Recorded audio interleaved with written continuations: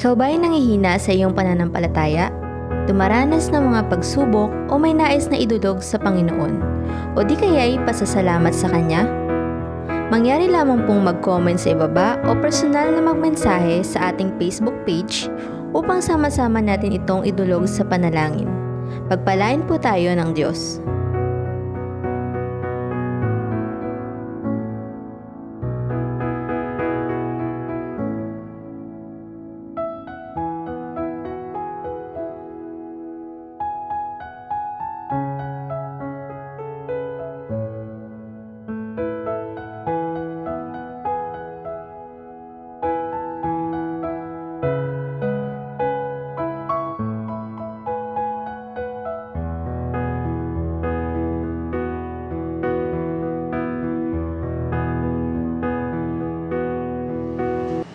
Isang magandang gabi po sa ating lahat at nandito muli tayo sa ating gawain po ng pananalangin. At alam naman po natin ang gawain po ng pananalangin ay napaka-importante sa ating buhay bilang mga Kristiyano. Sabi nga po ni Edwin Harvey, a day without prayer is a day without blessing. And a life without prayer is a life without power. Tunay nga po na napaka-kapangyarihan ng panalangin sa ating mga buhay. At bago tayo tuluyang magpatuloy sa ating gawain sa gabing ito, bago tayo makapakinig at magdalanginan, ay umawit muna tayo. Magandang gabi po sa ating lahat mga kapatid. Sa gabi pong ito ay magdaraos po tayo ng gawain ng pananalangin at makakapakinig po tayo ng salita po ng Panginoon sa gabi pong ito. At bago po tayo magdalanginan sa isa't isa at magpalakasan sa pamamagitan ng panalangin, tayo po muna ay umawit sa ating Diyos.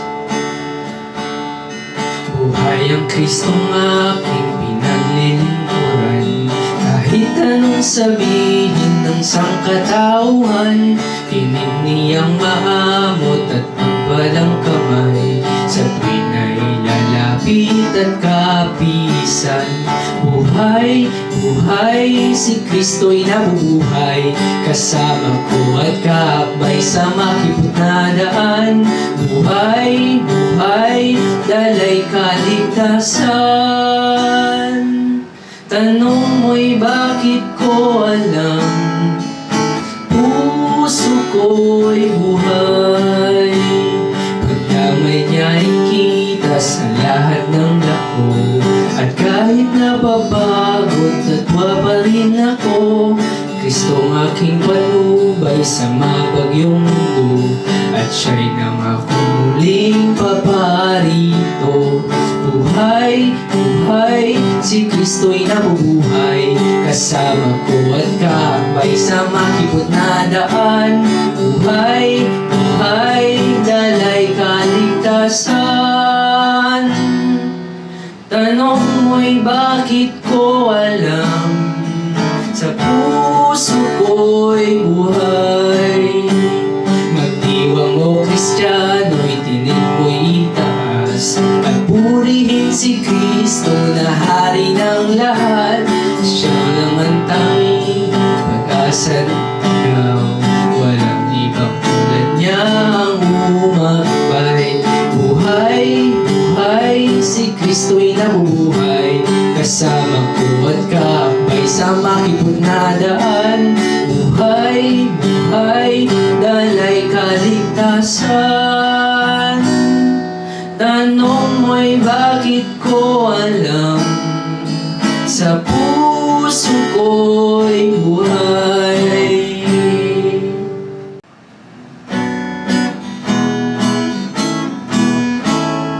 Buhay ko'y manaw inugon, nahiwalay sa Panginoon. Di pansin siya'y naparoon sa Kalbaryo. Saga ng biyaya ni Kristo, at patawad ay nakamtan ko, at pinalayang ang totoo sa Kalbaryo. Nakilala ko sa salita na ako'y makasalanan na, hanggang ako'y magmakawa sa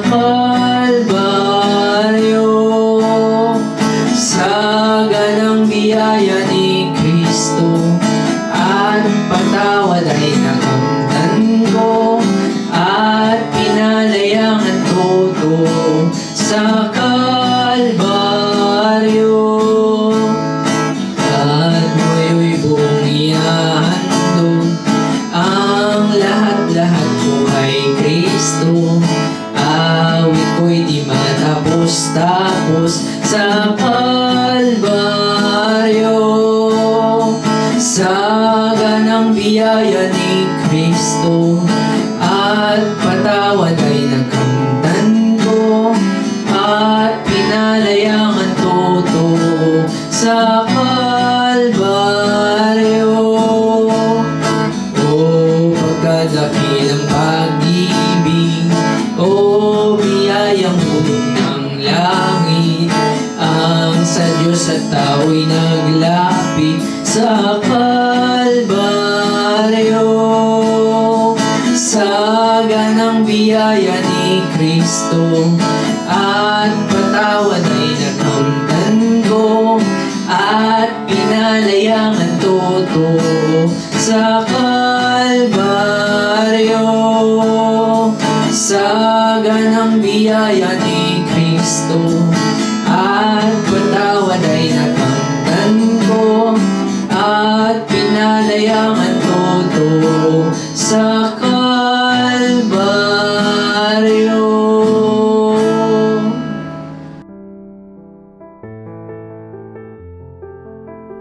Dadako na po tayo sa ikalawang bahagi ng ating programa. Ihanda po natin ang ating mga puso't isipan sa salita ng Diyos.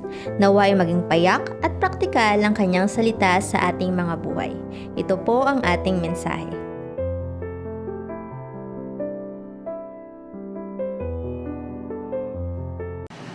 Magandang gabi po sa bawat isa, sa aking mga kapatid sa pananampalataya.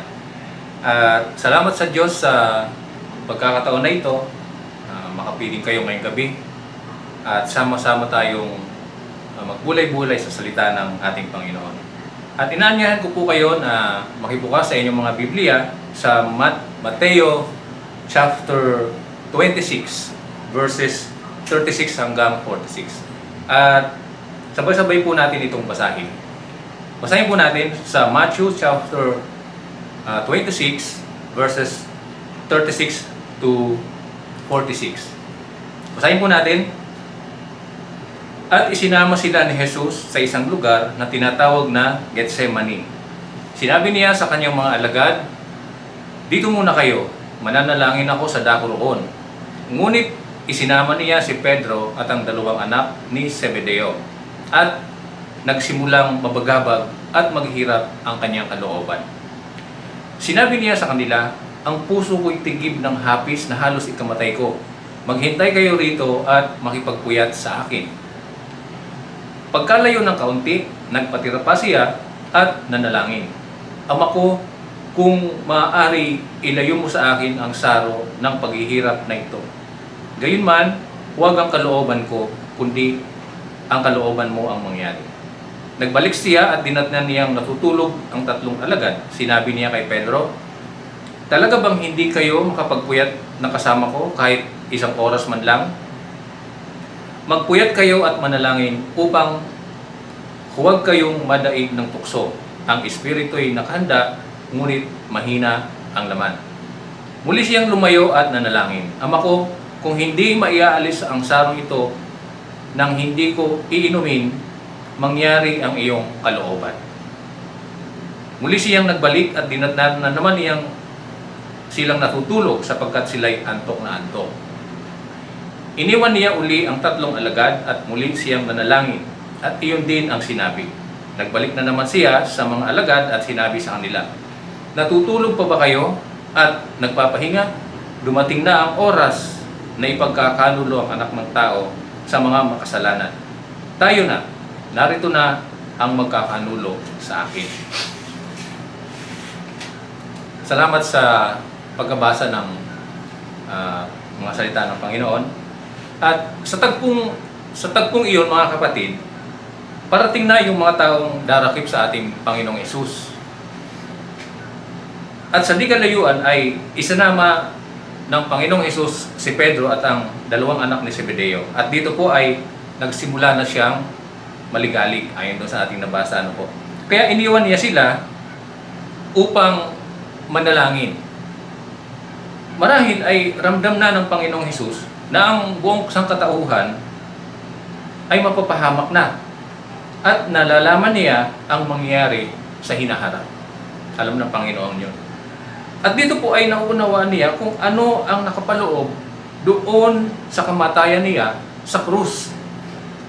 Kung bakit kailangan niyang mamatay doon sa krus. Alam ng Panginoong Hesus yung layunin niya. Kung bakit kailangan mangyari ang ganong bagay sa kanya. Na kung hindi niya ito gagawin, aanihin ng sangkatauhan ang nakapangingilabot na galit ng Diyos. Kaya nga, nasabi niya, my soul is deeply grieved. Namimighati ang kanyang kaluluwa. To the point of death, sabi niya. My soul is deeply grieved to the point of death. At sa kanyang panalangin, sa kanyang ama, ang sabi niya, my Father, if it is possible, let this cup pass from me. Sana lumagpas sa kanya. Sana lumagpas sa kanya. Yet not as I will, but as thou will. Hindi yung kalooban niya, kundi yung kalooban ng kanyang ama. So, hirap ang kalooban ng Panginoong Hesus ng mga sandaling iyon. And there was only one solution for dealing with the feelings welling up on his inside him. So, isa lang yung solusyon na alam niya na dapat niyang gawin para i-deal yung pighati, yung sakit ng kalooban na nararanasan niya noong mga sandali na iyon. At ito ay walang iba kundi ang manalangin. Kaya naman, nagtungo ang Panginoong Hesus sa halamanan ng Getsemani. Sinama niya yung ilan sa kanyang mga alagad. At doon, mag-isa siyang nanalangin. Niwan niya sandali yung kanyang mga alagad sa di kalayuan at humanap siya ng isang lugar at doon nanalangin siya mag-isa. At inilahad niya, ibinuhos niya ang lahat ng laman ng kanyang puso, ang kanyang mga hinaing sa kanyang ama. Mga kapatid, tayo po. Saan tayo nagtutungo kapag ang mga bagay na nangyayari sa ating mga buhay ay parang hindi na natin kayang tiisin? Saan tayo nagtutungo mga kapatid kapag may mga bagay sa ating mga buhay na parang napakabigat? Napakabigat na. Stress na tayo sa buhay na ito.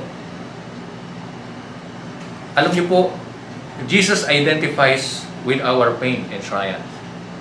Nakaka-identify ang Panginoong Hesus sa ating mga nararamdaman, yung mga pagsubok, kahirapan na dinadanas natin ng bawat isa sa atin. Alam niya ang pakiramdam kung paanong halos matabunan na tayo ng mga problema at alalahanin sa buhay na ito.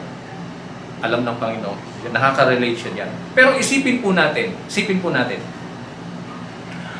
ang pinaka malalang problema na dadanasin natin ay hindi kayang ikumpara. Hindi maikukumpara sa kung ano ang pinagdaanan ng Panginoong Hesus. Ano mang kabigat ng mga problema na dinadanas natin ngayon, hindi natin ito maikukumpara kung gaano kabigat ang mga bagay na dinanas ng ating Panginoong Hesus.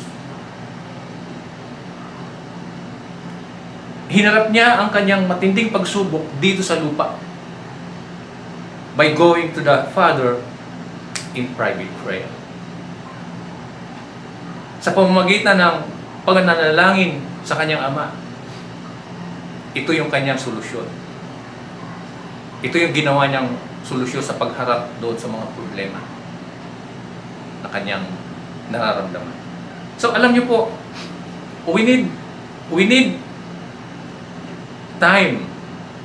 Kailangan natin ng oras alone with our Heavenly Father. Naniniwala po ako diyan. Minsan kailangan nating mapag-isa upang basahin ang kanyang mga salita, pagbulay-bulayan ito. Minsan kailangan nating mag-isa upang ipahayag sa kanya ang ating pinakamalalim na mga kaisipan, pinakamalalim na mga saloobin, at malaman ang kanyang kasagutan after a while. Tama naman po na nanalangin tayo ng sama-sama. Tama naman po na ang pananalangin ng sama-sama ay mahalaga para sa ating spiritual na paglago. Subalit minsan, mga kapatid, minsan, it needs to be just you and the Lord. Kung minsan, kailangan natin tayo lang, ikaw lang, at saka ang Panginoon. Where we can open our deepest thoughts, lahat natin sa Diyos ang pinaka saloobin natin sa Kanya, nang tayong dalawa lang o kayong dalawa lang ng Panginoon. And cry to Him. Kung kailangan nating umiyak, mailahad lamang natin ang ating saloobin sa ating Panginoon. Minsan kailangan nating mapag-isa. Kailangan natin mapag-isa. Seek a place. Hanap tayo ng isang lugar na kung saan pwede nating i-meet one-on-one ang Panginoon at buksan sa Kanya ang nilalaman ng ating mga puso. At pag nagawa natin iyan, naniniwala ako, mauusap sa atin ng Diyos. Ibibigay niya sa atin kung ano man ang mga kasagutan sa ating kahilingan na hinihiling natin sa Kanya. Tayo po ay manalangin. Ama naming Diyos, salamat kasi patuloy mo kami binibigyan ng pagkakataon, ang panahon para kami po ay makalapit sa iyo sa pamamagitan ng amin pong pananalangin. Ngunit kahit na po kami ay sama-sama na nananalangin, Lord, bigyan mo kami ng oras, Panginoon. Nawa magkaroon kami ng oras upang makausap ka namin ng sarili natin. Kailangan namin kung minsan na makipag one-on-one sa iyo, Panginoon. Buksan sa iyo ang aming mga puso. Salamat, Panginoon, sa mag-isa patuloy na pagpapanalangina ng bawat isa. Nakapagpapalakas ito sa aming pangangailangan spiritual. Nawa ay patuloy mo kami palaguin, Panginoon, ang bawat isa upang patuloy kami makalakad ng naayos sa kalooban. Magawa namin ang mga bagay na nais mong gawin namin ayon sa kalooban. Thank you, Lord. Palain mo po ang mga kapatid na patuloy na naglilingkod sa iyo. So, all this I pray in Jesus' name. Amen. Amen. Ikaw ba ay nangihina sa iyong pananampalataya? Dumaranas ng mga pagsubok o may nais na idudog sa Panginoon? O di kaya'y pasasalamat sa Kanya? Mangyari lamang pong mag-comment sa ibaba o personal na magmensahe sa ating Facebook page upang sama-sama natin itong idulog sa panalangin. Pagpalain po tayo ng Diyos.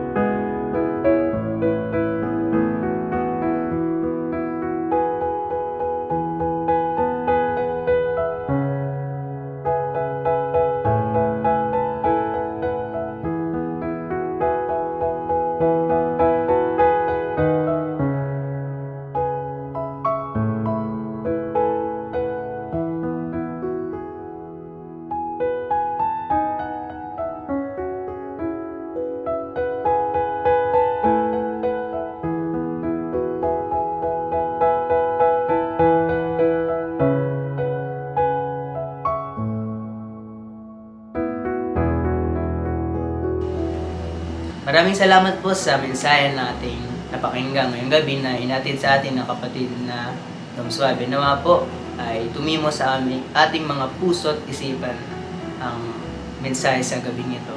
At nawa po, kapulutan natin ito ng aral. At bilang pagtatapos po ay tayo po ay manalangin. Let us pray. Panginoon na makapangyarihan sa lahat, pinupuri ka namin at pinapasalamatan sa gabi na ito na binigay niyo sa amin. Salamat po, Panginoon, sa natapos na gawain ngayong gabi. At salamat po sa lingkod na inyong ginamit. Kapatid na Dom Suave, kayo po patuloy na magpala sa kanyang buong sambahayan. Nadalangin po namin ang sunod po na gawain po ng pananalangin na kayo po patuloy na gumabay sa gawain ito. Kayo po patuloy na mag-ingat sa amin na ito'y dinadalangin namin sa iyo. Ay papurit pasalamat sa matamis na pangalan ng iyong anak, si Jesus. Amen. At magandang gabi muli sa ating lahat. Maya pong 8 ay meron po tayong prayer fellowship after po na ito. See you po. Ikaw ba ay nangihina sa iyong pananampalataya? Dumaranas ng mga pagsubok o may nais na idudog sa Panginoon? O di kaya'y pasasalamat sa Kanya? Mangyari lamang pong mag-comment sa ibaba o personal na magmensahe sa ating Facebook page upang sama-sama natin itong idulog sa panalangin. Pagpalain po tayo ng Diyos.